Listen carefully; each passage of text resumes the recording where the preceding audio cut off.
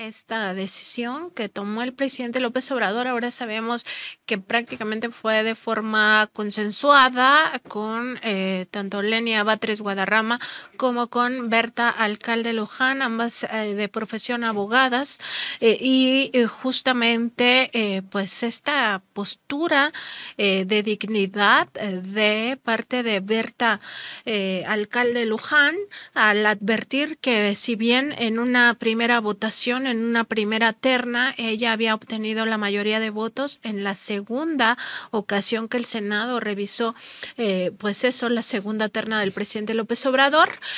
había ocurrido pues justamente este cambio en la percepción de los propios legisladores, y esta vez pues tuvo mayoría Lenia Batres Guadarrama en esa segunda elección. Por supuesto no fue mayoría calificada, y esto impidió que fuera una decisión de los senadores, y por eso la decisión quedó en manos del presidente López Obrador. Vamos a recuperar justamente esta convicción que ha tenido Lenia Batres y que lo dijo públicamente cuando se presentó en los 4 momentos en los que estuvo en el Senado de la República, pues para advertir primero que los ministros, las ministras de la Corte tienen salarios indebidos que no están ajustados a lo que marca la legislación, que se requiere una nueva reforma, pero además ella se compromete a devolver este excedente indebido a la tesorería de la Federación, y señala que todo esto proviene de un momento específico en 2010-2011, cuando se asume desde la Constitución que ningún funcionario, ningún servidor público puede ganar más que el presidente de la República. Ella señala hubo una reforma viciada en ese sexenio calderonista. Vamos a escuchar las palabras de Lenia Batres Guadarrama cuando se presenta ante el Pleno del Senado de la República en días pasados, recién en esta misma semana, y que pues no se logra el consenso, pero recuperemos este momento de lo que decía Lenia al Pleno del Senado. Además de su cuantioso personal, cabe destacar que los salarios de quienes encabezan a la Suprema Corte han sido significativamente mayores a los de sus homólogos en el mundo. Actualmente un ministro o ministra de los más altos tribunales de España, Perú, Chile, Colombia, Brasil y Argentina ganan entre 70 y 120% menos que una o un ministro en nuestro país. Estos altos salarios debieron haberse ajustado en 2010, cuando el Poder Judicial tenía que haber acatado el límite absoluto de la remuneración de la persona titular del Poder Ejecutivo Federal, como instruye el artículo 127 constitucional. Desde la reforma de 1982 a ese mismo artículo, se admitía que las remuneraciones de las personas titulares de los poderes de la Unión se encontraban en niveles irrazonables, por lo que la reforma de 2009 pretendió establecer un régimen de remuneraciones equitativo, igualitario y transparente que diera certeza al ejercicio del gasto público,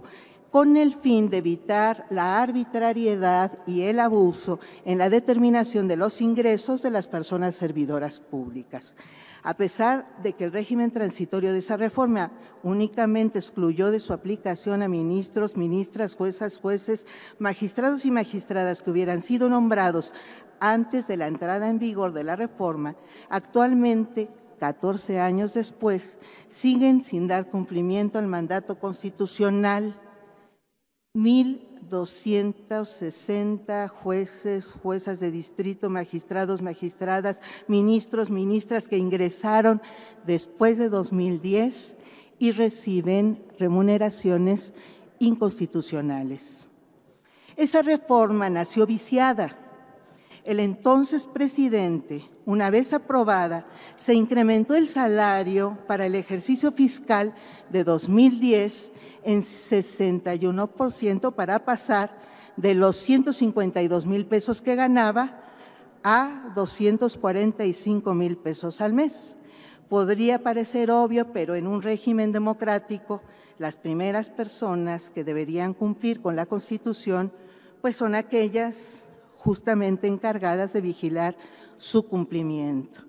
Ministros y ministras de la Suprema Corte no tienen el día de hoy justificación para elaborar criterios o interpretaciones tan rebuscadas que terminen diciendo exactamente lo contrario de lo que dispone la propia Constitución, menos aún cuando el propio artículo 127, además de señalar un límite absoluto de remuneraciones, indica que éstas deben cumplir con principios de proporcionalidad, equidad, adecuación y renunciabilidad. Como se me preguntó expresamente, hago constar que si fuera el caso de ser nombrada por esta soberanía como ministra de la Suprema Corte y se me asignara una remuneración inconstitucional, inmediatamente devolvería a la Tesorería de la Federación el indebido excedente. Además de comprometerse a devolver el indebido excedente, que es esta última frase que escuchábamos de la nueva ministra de la Suprema Corte de Justicia de la Nación, Lenia Batres Guadarrama, ella señala dos cosas que me parecen fundamentales destacar. 1,260 jueces, magistrados y ministros están en esta misma condición de ganar más que el presidente y estar violando sistemáticamente la Constitución. Ella no lo dice así, por supuesto, pero sí hace el señalamiento acerca de los 1,260 impartidores de justicia que ganan más que el presidente de la República, y también señala que Felipe Calderón, no lo menciona por su nombre, pero dice el presidente de la República en 2010, ¿quién era el presidente? Pues Felipe Calderón. Se aumentó el salario en más de 60% en ese ejercicio fiscal para precisamente viciar esta pues reforma que se había hecho a la Constitución. Pues parte de lo que señalaba en esta comparecencia que tuvo Lenia Batres Guadarrama en el Senado de la República cuando se estaba discutiendo este tema, y justamente vamos a recuperar un segundo momento. Fue el 14 de... Vamos a recuperar más bien un segundo momento de este mismo fragmento donde ella habla de que el Poder Judicial debe ser reformado, que los ministros y ministras deben ser electos por el pueblo de México y además que la Suprema Corte de Justicia de la Nación debe sujetarse a fiscalización. Por eso decimos que el Poder Judicial debe ser reformado. Debe revisarse la forma de designación de ministros y ministras con la posibilidad de que sean electos popularmente. Las personas juzgadoras son servidoras públicas, deben responder a las necesidades populares, es decir, a la democracia, y desecharse de una vez por todas el injustificado dogma que le asigna cualquier otra función. Por eso, tienen que someterse a control administrativo, como la rendición de cuentas y la transparencia, sanciones por rezago en sus resoluciones, control político, como la presentación de comparecencias o informes, por ejemplo, ante el Congreso de la Unión, control jurisdiccional con sanciones en caso de corrupción o prevaricato, límites en el alcance de sus interpretaciones, obligación de reparación de daños ante el encarcelamiento o liberación de personas de manera injustificada, retiro de asuntos por conflicto de interés o conducta dudosa, y control financiero como la realización de auditorías.